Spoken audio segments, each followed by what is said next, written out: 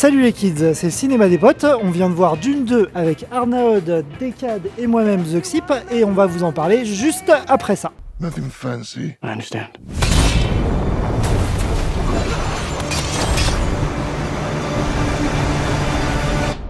Nothing fancy.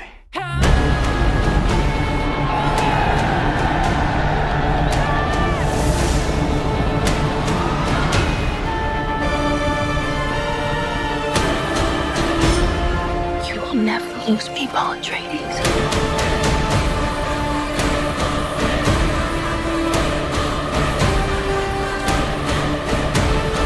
We gave them something to hope for. That's not hope!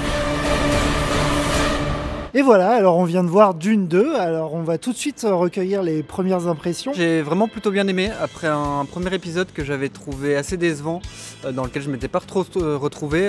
Celui-ci vraiment agréablement surpris. Je trouve que les 3 heures elles passent super vite. Évidemment il y a des défauts, mais vraiment une très bonne surprise pour ce deuxième opus. J'ai trouvé ça plutôt pas mal. Des trucs que j'ai plus aimé que le premier, moins aimé. Voilà, c'est beaucoup de mitigeance là-dedans, mais quand même le plaisir l'emporte. Mais je crois que je vais être celui qui a le moins aimé ce soir, voilà. Pareil, même impression un petit peu que le premier, j'ai beaucoup aimé, j'ai voyagé. C'est encore une fois un film qui nous emmène vraiment dans un ailleurs. Des environnements, des gens, des costumes complètement extraterrestres. Donc voilà, très bonne impression globale.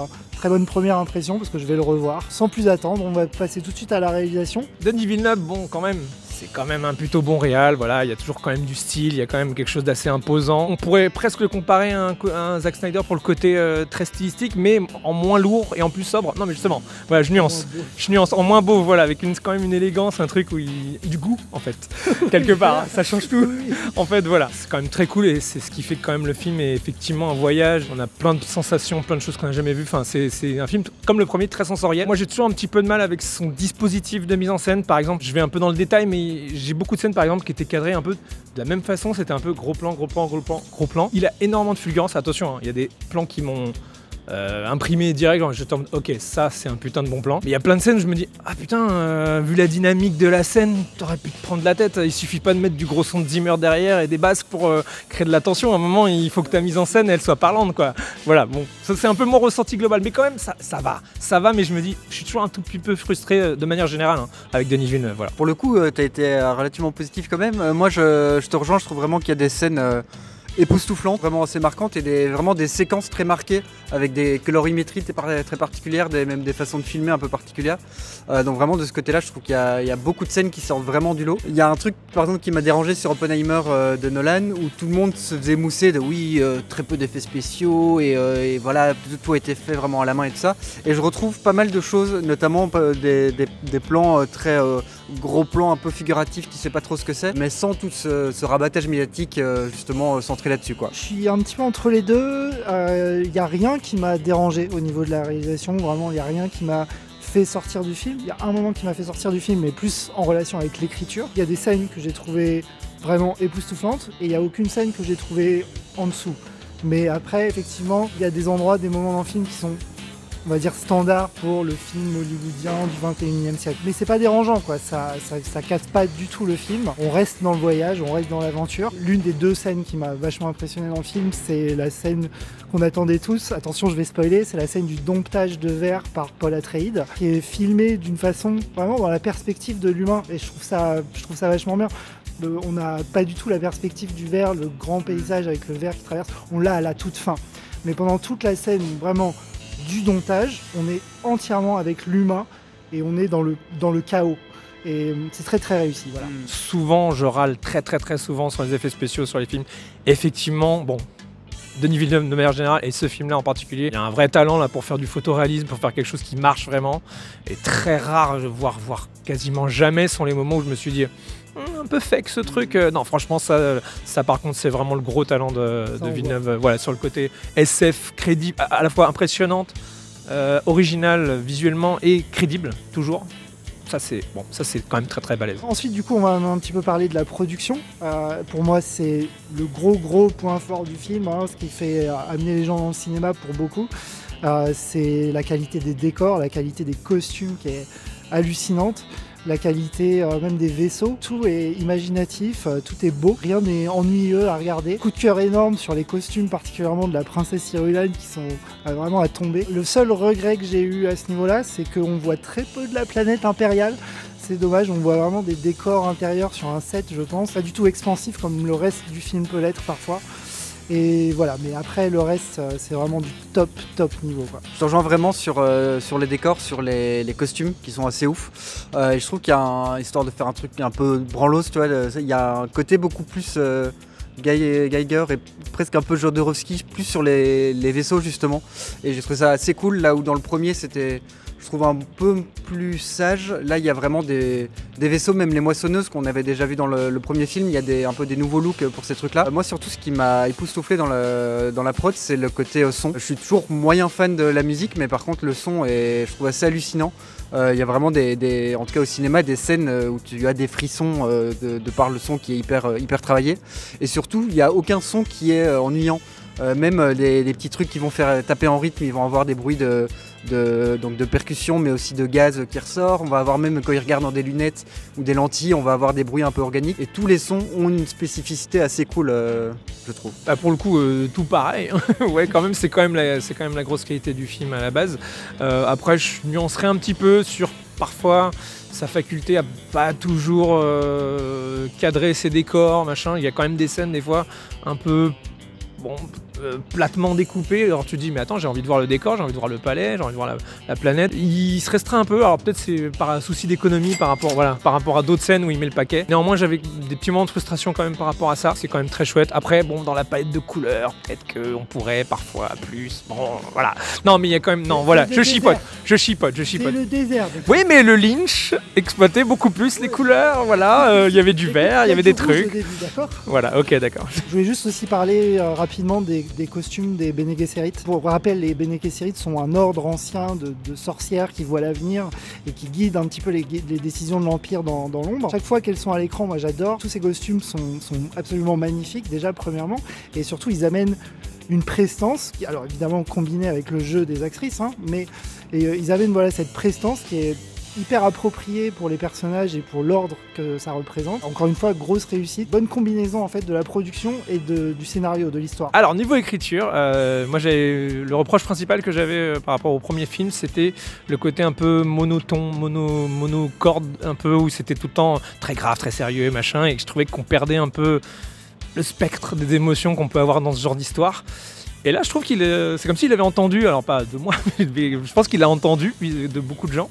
Et il s'est dit, c'est vrai que ça manque un petit peu de chaleur et tout. Et là, il en a rajouté, vraiment. C'était vraiment bienvenu. Globalement, il y a un peu plus d'humour, il y a un peu plus de passion, un peu plus de chaleur. Je trouve ça extrêmement salutaire. C'est un petit peu plus rythmé quand même dans la façon dont ça avance. On a moins ce côté un peu redondant des visions du futur, du désert, du machin. Voilà. Il y en a aussi, mais je trouve que ça avance quand même plutôt bien. Voilà, on est plutôt bien dans le rythme du film. Par contre, effectivement, j'ai encore et toujours un problème avec la façon dont Denis Villeneuve raconte les histoires. Enfin, je le trouve pas très doué en termes de conteur d'histoire. Les choses arrivent de manière parfois un petit peu automatique, c'est-à-dire qu'il y a toute une moitié de film où finalement je voyais le film se dérouler sans grande surprise finalement dans les événements, et certaines choses arrivaient sans que j'en ressente forcément la nécessité, genre le moment où Paul doit boire l'eau de la vie, j'ai pas ressenti dans le récit l'espèce d'absolue nécessité de il fallait qu'il fasse ça pour que le reste aille bien. Moi justement, le gros reproche que j'avais à faire au premier, c'est qu'il y avait cette redondance dans les scènes où chaque scène amenait un petit peu la suite et droppait 2-3 infos sur le monde, sur Arrakis, sur machin, les Harkonnen, les bidules, les Bene Gesserit. Et là on rentre vraiment dans l'action très rapidement. Je trouve justement que tout s'enchaîne plutôt bien. C'est vraiment très rythmé sans être épuisant. C'est quand même pas mal de moments un peu de pause. Donc voilà, moi je trouve que celui-ci fonctionne beaucoup mieux que le premier de ce côté-là, et beaucoup moins dans ce ronflement un petit peu d'exposition permanente. Dans l'ensemble, j'ai plutôt bien aimé l'écriture, ça reste assez proche du bouquin. Le début et la fin, c'est vraiment impeccable, à part un gros truc qui se passe à la fin dont je vais parler rapidement. Mais le milieu, j'ai l'impression que c'est un petit peu fouillis. Alors j'ai pas une mémoire parfaite, mais il me semble qu'il a mélangé plusieurs événements chronologiquement du livre. Un en particulier qui me laisse assez interrogateur. Je vais spoiler sur l'histoire de Dune. Le moment où Paul est accepté comme, en tout cas par une partie des Fremen, comme le messie des Fremen, n'est pas le moment qui est dépeint dans le film. le moment qui est dépeint dans le film, qui le fait accepter par le Fremen, c'est le moment où il boit l'eau de vie et il gagne la préscience. Ce qui arrive au début, ce qui n'arrive pas à la fin comme dans le film. Et Denis Villeneuve a, je pense, voulu utiliser ce moment comme le climax de son film, comme le pré-climax, on va dire, avant la grosse bataille. Et alors, ça marche narrativement, enfin ça a du sens narrativement, mais ça rend un autre événement qui se passe plutôt dans le film qui n'a aucun sens du coup. Parce que l'événement qu'on nous présente dans le film, qui fait accepter Paul par les Fremen, c'est que sa mère survit à boire l'eau de vie. Et ça n'a pas de sens puisque les femmes peuvent survivre, et pas les hommes. Bon, j'espère que tout le monde a suivi ce que je viens de dire. C'est un problème parce que ils le disent dans le film que les femmes peuvent survivre, donc ça n'a pas de sens qu'ils considèrent ça comme un miracle. Le miracle, c'est que Paul survive. Une grosse partie du film, je dirais, vraiment la première moitié se déroule pour moi de manière finalement assez prévisible. C'est un peu une success story, quoi. C'est un peu genre, bon bah, il gagne à tous les coups, il réussit tout. Bon, mais finalement, il n'y a pas vraiment d'enjeu. C'est surtout, ça m'a fait penser pendant le film, je me suis dit, mais en fait, je sais pas si Denis Villeneuve est très doué pour créer du suspense. En fait, je trouve qu'il y a beaucoup de scènes qui manquent cruellement de suspense, de tension. Et encore une fois, il suffit pas de faire de mettre ou des bruits ou Hans Zimmer qui est machin pour créer de la tension. Ça marche pas comme ça en fait. Ça se crée à la mise en scène. Typiquement, on en parlait, la scène où il chevauche le verre. Bon, forcément, il y a un peu de tension, mais il y en a pas beaucoup. Finalement, ça se passe un peu comme sur des roulettes, tu vois. Et je me dis, ok, c'est spectaculaire, mais le suspense, ça s'apprend, mon petit gars, mon petit Denis. Alors, surtout après tant de films et sur un truc aussi énorme que ça, qu'il n'ait pas appris quand même cette notion. Pour moi, il y a vraiment qu'une ou deux scènes qui a vraiment du suspense dans le film, quoi. C'est peut-être le duel final, tu vois, qui est plutôt pas mal. Et encore, tu te dis, bon, a priori, il n'y a aucune raison qu'ils perdent. Mais bon, il arrive quand même à mettre du suspense là-dedans, malgré le fait que ce soit un petit peu, couru d'avance, quoi. De base, ça reste une putain de bonne histoire. L'histoire écrite par Frank Herbert, c'est vraiment spectaculaire. Pour moi, en tout cas, ça marche à fond. Il y a une volonté de raconter l'histoire de manière vraiment chronologique et par bout. Parce qu'il y a un truc qu'on retrouve beaucoup, je vais encore le citer, mais Oppenheimer, je trouve qu'il fait beaucoup ça, d'entremêler toutes les timelines. Ça respecte grosso modo le livre, donc ça marche. Les machins pour que vraiment tu saches pas trop ce qui se passe à quel moment. Le climax du film marche. Qui est quoi, quand ou quoi. Le duel final marche à fond. Et là je trouve qu'il y a vraiment cette volonté, tu es chez les Fremen pendant 1h30 et tu vois un petit peu la vie des Fremen et ce qui se passe, quoi. Et après tu vas sur la planète de l'empereur ou tu vas chez les barons. Mais en tout cas il y a cette volonté de faire des grosses séquences et je trouve que ça rend l'histoire plus lisible, en tout cas pour le spectateur. À la fois dans l'image et dans l'histoire, il y a des côtés très micro où on va être vraiment sur une petite bataille, un petit bonhomme face à l'immensité d'autres choses. Et après on va faire un dézoom ultra fort sur on voit l'empereur qui parle et qui en une phrase explose complètement en termes d'importance ce qui s'est passé pendant 1 heure pour les personnages d'avant, quoi. Donc je trouvais qu'il y avait vraiment un jeu d'échelle assez cool à la fois dans l'image et dans le scénario. Il y a une espèce d'ambiguïté alors qui est peut-être bienvenue, je sais pas, de faire autour du personnage de Paul, de ce qui devient en cours de route. Mais du coup, il y a un peu ce truc où moi, en tant que spectateur, je fais du coup, protagoniste, c'est lequel du coup que je dois suivre. Mais c'est intéressant, c'est déjà beaucoup plus réussi que ce qui a pu être fait typiquement avec la prélogie Star Wars, par exemple. Tu vois, dans ce genre-là, tu vois, typiquement au hasard, voilà.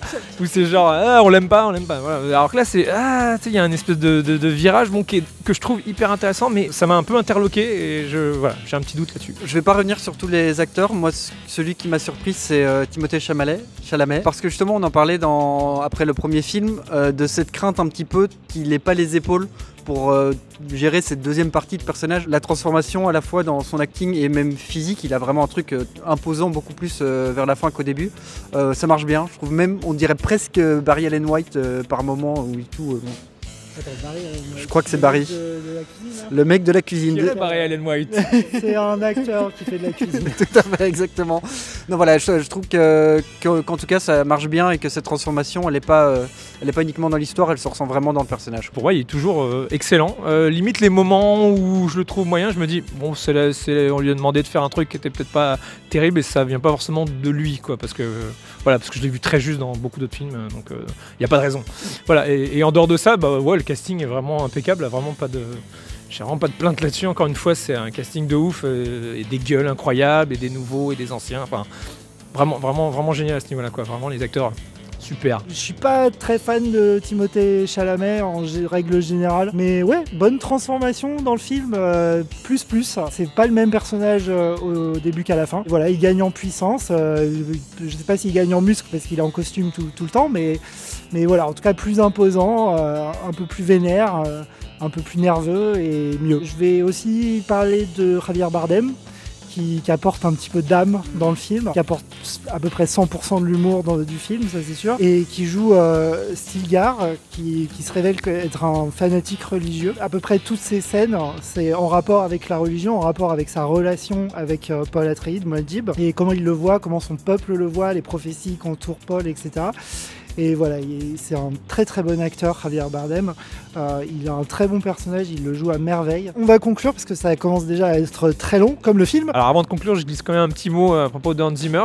Je trouvais que pour la première partie, il avait apporté quelque chose d'original, de frais, mais que ça manquait un petit peu de thème. Là, je trouve qu'il a mis quelques petites doses en plus, c'est sympa. Je tiens à le souligner parce que Zimmer fait pas toujours de la merde, voilà. Et là, c'est plutôt sympa, même si encore une fois, il y a moyen de... Allez, donnez un petit peu plus. Le film, bon, m'a quand même plutôt plu. Effectivement, il est assez clair, malgré les forces en place qu'il faut expliquer, les concepts et tout. Quand même, ça file assez bien. Bon, ça manque un petit peu de suspense pour moi, ça manque un peu de tension. Je trouve qu'il y a un moment, on installe des trucs pas forcément dans le bon ordre. Voilà, l'histoire est pas forcément hyper bien racontée, voilà. Mais quand même, c'est un plaisir, c'est un spectacle. Je lui mets un honnête 7 sur 10. Je pense que je vais le revoir au moins 2 ou 3 fois. Déjà avec mes parents qui sont tous les deux gros fans de Dune. J'y retournerai avec plaisir. Je vais essayer de le voir en IMAX. Je pense qu'on va tous essayer de le voir en IMAX ici. Gros plaisir, gros spectacle, gros acteurs. Quelques petits défauts par-ci par-là, mais franchement, vous ne privez pas du plaisir, quoi. Je vais lui mettre, je pense, une meilleure note que le premier parce qu'il y a plus de rythme, il y a plus de bons acteurs, il y a plus de tout, il y a plus d'action, il y a plus de spectacle. Donc je vais lui mettre un 9 sur 10. Message pour Rebecca avant. Rebecca, appelle-moi. C'est un film vraiment assez époustouflant. Je trouve que c'est un niveau d'épique et de dantesque qu'on voit rarement, même au cinéma. Je trouve qu'il y a, sans dire que c'est le nouveau Seigneur des Anneaux, je trouve qu'il y a quand même un peu cette dimension-là assez agréable et assez rare. Donc vraiment, l'histoire est cool, l'univers est super intéressant. Je trouve que c'est bien raconté, que c'est bien réalisé. Il y a juste la musique qui est un peu plus faible. J'ai hâte de le revoir moi aussi plusieurs fois, je pense. Et du coup, je vais lui donner un très bon 9 sur 10.